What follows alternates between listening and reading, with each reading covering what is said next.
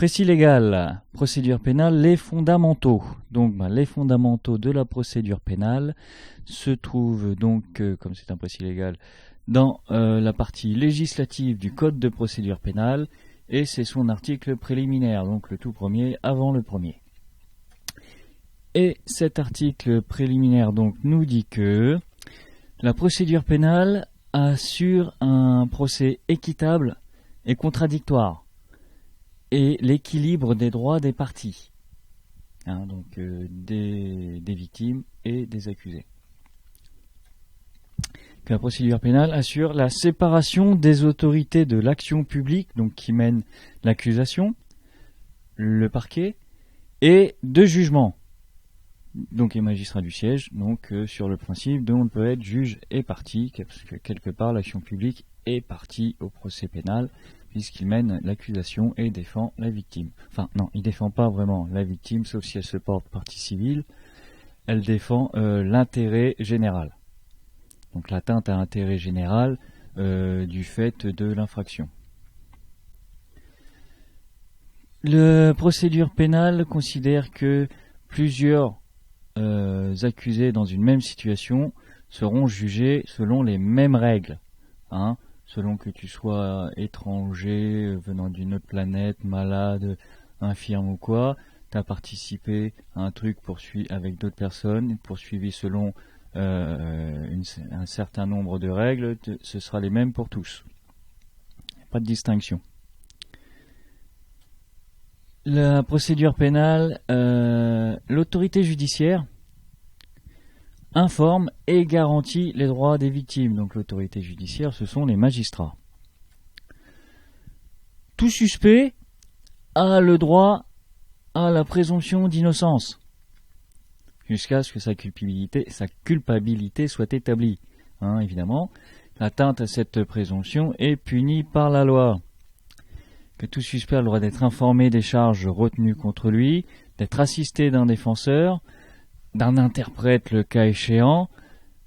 On doit lui notifier le caractère équitable du procès pénal, mais bon, c'est vrai que c'est rare qu'on retourne en cellule. Enfin, j'y suis jamais allé maintenant, avec le papier qui te notifie ça, et que tu le ranges dans ton dossier pour ton procès. Bon, donc généralement, c'est plus une notification. Caractère équitable du procès. La procédure pénale nous dit que les mesures de contrainte envers un suspect ne sont prises que sur décision ou sous le contrôle effectif de l'autorité judiciaire. À partir du moment où l'action judiciaire est lancée. On ne parle pas des actes d'arrestation de police suite à une infraction. Ensuite, ces mesures de contrainte doivent être nécessaires à la procédure. S'il n'y a pas de risque de quoi que ce soit, on n'enferme pas le gars. Proportionnées à la gravité. Et puis là, on a eu une histoire comme quoi il y a eu une perquise dans le cadre d'un certain délit. Ils ont trouvé autre chose de moins grave. Du coup, le premier aurait nécessité une garde à vue, une contrainte particulière, pas la seconde. Ils ont trouvé des preuves que pour la seconde, donc voilà, ils l'ont pas arrêté. Et dans tous les cas, doit respecter la dignité de la personne. Donc, parlant de la dignité de la personne, c'est vrai que des fois on regarde des types, ou pas des types, des femmes, bref, des gens qui se rendent coupables d'actes de barbarie, il n'y a pas d'autre mot, envers des personnes extrêmement fragiles. On se demande s'ils ont encore le droit à la dignité. Sérieusement, il y a vraiment des jours on désespère de l'espèce. Mais en même temps, c'est un grand débat, mais en même temps, de société, mais en même temps, je me dis que laissons-nous 200-300 ans de recul sur cette mesure. Après, on sera vraiment à même de dire si, dans des cas extrêmes comme ça, on doit ou pas respecter la dignité des gens. Pour l'instant, essayons d'être le plus clean possible pour rien avoir à se reprocher. Lui, il a fait ci, on l'a prouvé, on l'a condamné, comme il fallait. Par contre, nous on a les mains propres. Voilà. Même si souvent c'est super hardcore.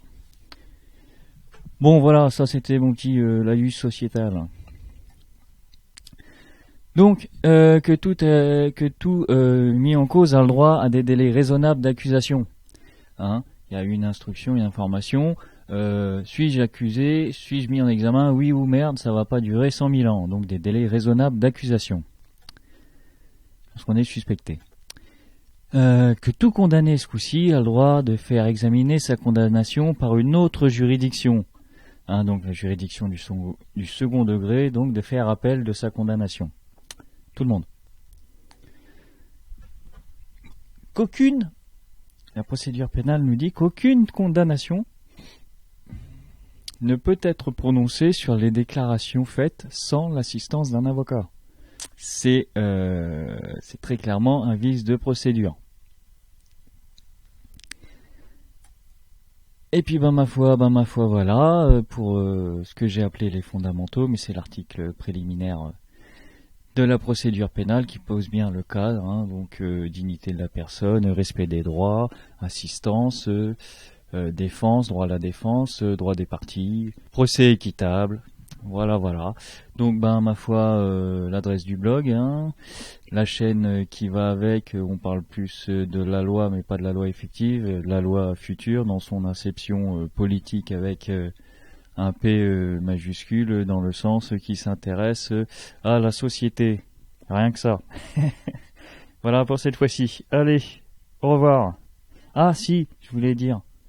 Je voulais ouvrir un compte Instagram. Donc pour mettre les slides dessus en format image. Pour pouvoir les télécharger. Hein. Donc si ça intéresse du monde de les avoir. Voilà. Dites-le moi. Je sais pas si je vais m'embêter à faire ça si ça intéresse personne. Bon, allez, ciao.